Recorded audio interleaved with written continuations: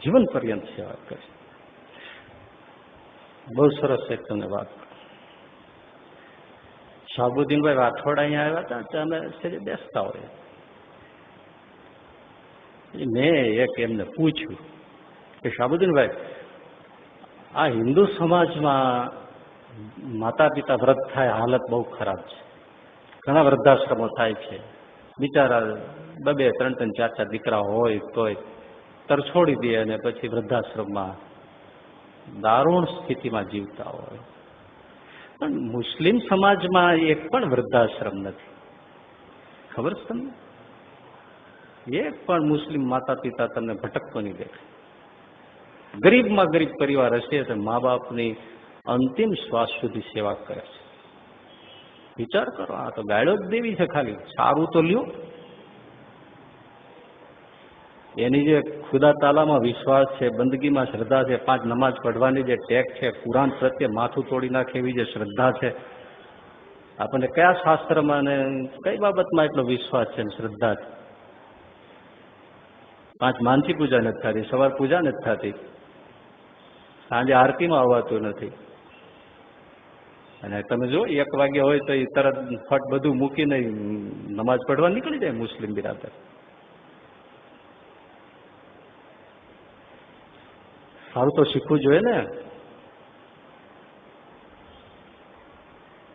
એમણે મને સરસ વાત કરી કે અમારા ઇસ્લામ ધર્મના પાયામાં એક કથા છે. હજરત મુસા ફર્સ્ટ ફાઉન્ડર થયા. એને એક દિવસ વિચાર આવ્યો કે જન્નતમાં મારો પાડોશી કોણ હશે, એટલે સ્વર્ગમાં મારી પડખે પાડોશમાં રહેનારો કોણ હશે. આવો વિચાર આવ્યો.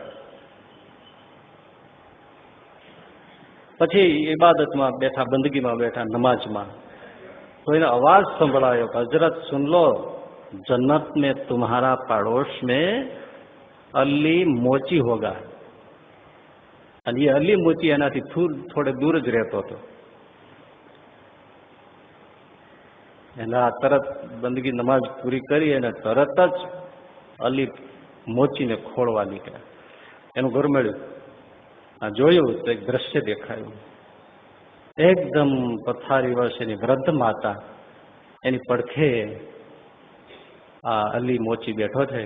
માથે માના ઉપર હાથ ફેરવતો જાય છે માથા ઉપર, અને કટોરી છે, અને કટોરીમાં રૂનું પૂંબડી બોળી બોળી અને ઘૂંટડે ઘૂંટડે પણ માં દૂધ પી શકે એમ નથી, એટલે એમાં રૂનું પોતું બોળી અને એના માતાના મુખમાં ટીપા પાડે દૂધના. લ્યો માં પીઓ. આવી રીતે એક કટોરો દૂધ પાયો. હજરત મુસા જોયા રાખે છે. દૂધ પી લીધું. કેટલી વાર લાગી છે દૂધ પીતા? 1 કટોરો. પછી એ વૃદ્ધ માં બોલ્યા, બેટા અલી, તે મારી બહુ સેવા કરી. જ્યાં હું તને આશીર્વાદ દઉં છું કે જન્નતમાં તારો પાડોશમાં હજરત મુસા હશે. એ સન. અને હજરત મુસાને સમજાવી ગઈ. એટલે એના કુરાનમાં લખ્યું છે કે જન્નત તમારા માતા પિતાના ચરણોમાં છે.